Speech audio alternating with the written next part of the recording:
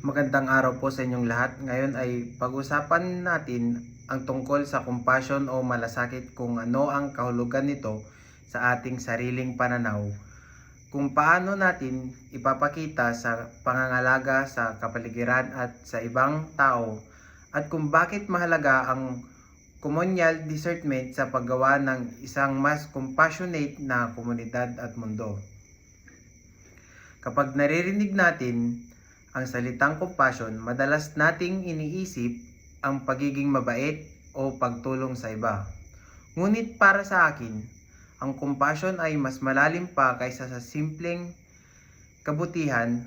Ito ay ang kakayahan nating makita at maunawaan ang kalagayan ng ibang tao, maramdaman ang kanilang pangailangan at gumawa ng paraan upang makatulong. Ang compassion ay nagsisimula sa pagkilala ng ang bawat tao ay may sariling kwento, pinagdadaanan at pangangailangan. Hindi natin palaging alam ang lahat ng nararanasan ng isang tao. Kaya mahalaga ang pagiging mapag-unawa at hindi agad humusga. Ang pagkakaroon ng compassion ay nangangahulugan na binibigyan natin ng halaga ang dignidad ng bawat tao. Sa panahon ngayon, maraming hamon ang kinakaharap ng mundo, tulad ng kahirapan, hindi pagkakapantay-pantay, mga kalamidad at pagkasira ng kalikasan.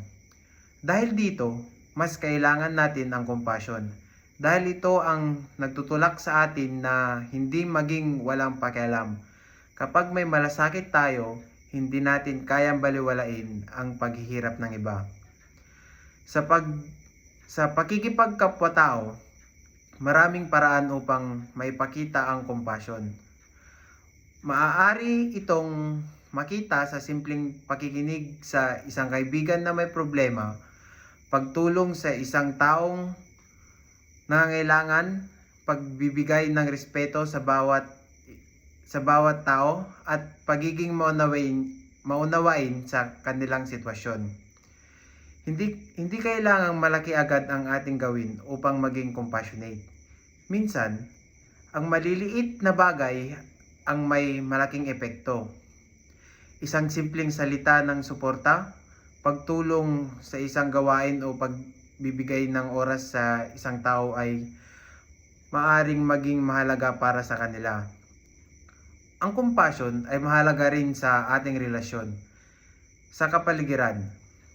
Ang ating kalikasan ay hindi lamang bagay na ginagamit natin para sa sariling pangangailangan. Ito ay tahanan ng maraming buhay at nagbibigay ng mga bagay na kailangan natin upang mabuhay.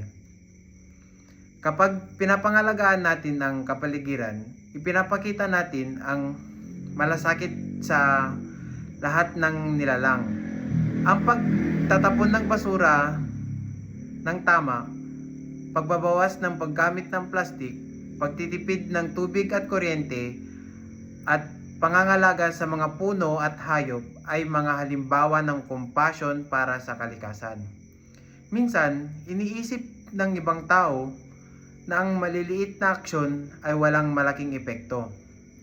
Ngunit, kung maraming tao ang gumagawa ng maliliit na mabuting gawain, maaari itong magresulta ng malaking pagbabago.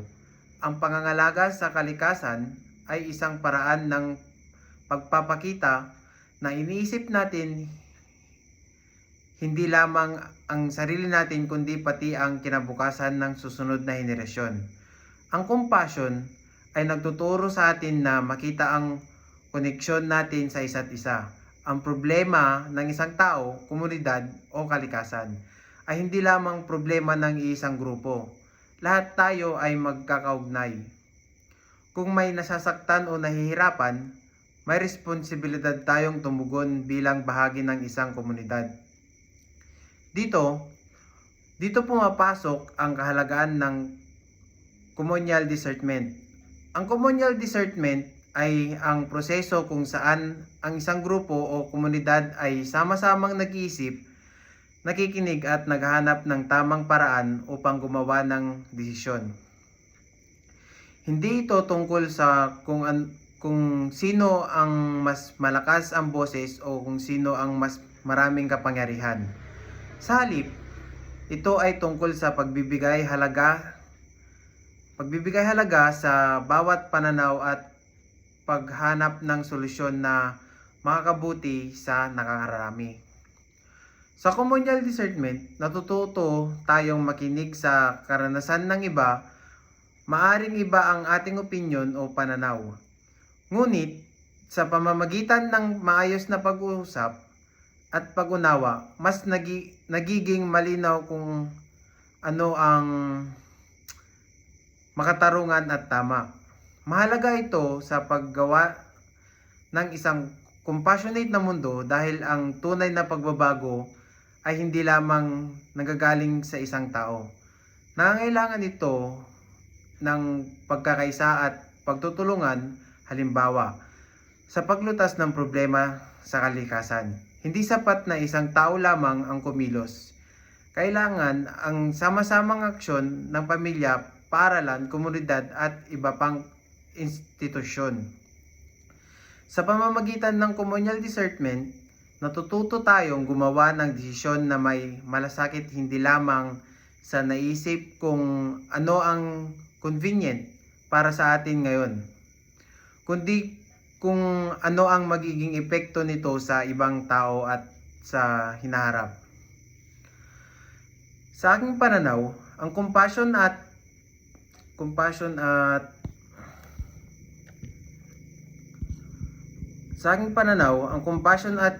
communal discernment ay magkaugnay. Ang compassion ang nagbibigay sa atin ng dahilan upang kumilos, habang ang communal discernment naman ang tumutulong sa atin upang malaman kung paano tayo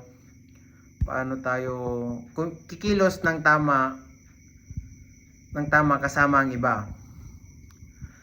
Ang isang komunidad ay may compassion, mas nagiging possible ang pagkakaroon ng pagkakaisa, respeto at pagtutulungan. Mas nagiging handa tayong tumulong hindi dahil sa may kapalit, kundi dahil naunawaan natin na mahalaga ang bawat isa. Sa huli, ang pagbuo ng isang compassionate na mundo ay nagsisimula sa ating sarili. Nagsisimula ito sa paraan ng ating pakikitungo sa ibang tao, sa paraan ng pag-aalaga natin sa kalikasan at sa paraan na pakikilahok natin sa ating komunidad. Ang compassion ay hindi lamang isang salita. Ito ay isang paraan ng pamumuhay. Ito ay pagpili ng maging mas maunawain at responsable at mas handang tumulong. Sa pamamagitan ng malasakit at sama-samang pagninilay-nilay o communal discernment, maaari tayong makagawa ng mga pagbabago na makatulong hindi lamang sa atin ngayon, kundi pati sa mga susunod na henerasyon. Yun lamang po. Salamat.